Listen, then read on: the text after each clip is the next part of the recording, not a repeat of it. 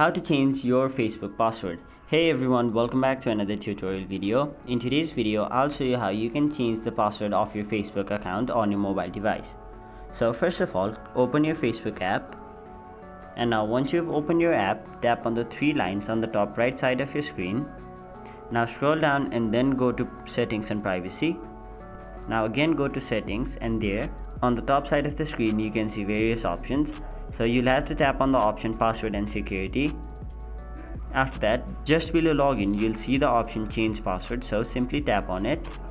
And now it will ask you to enter your current password, so simply go ahead and do that. Now once you've entered your current password, enter the password which you want to be your new Facebook password, so simply type in the new password. Now once you've entered your new password, simply retype your new password. Now once you've entered your new password and also retyped it, simply tap on update password.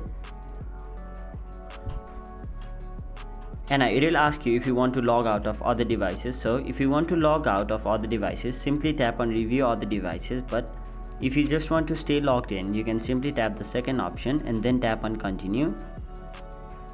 And there you have it. You have successfully changed the password of your Facebook account.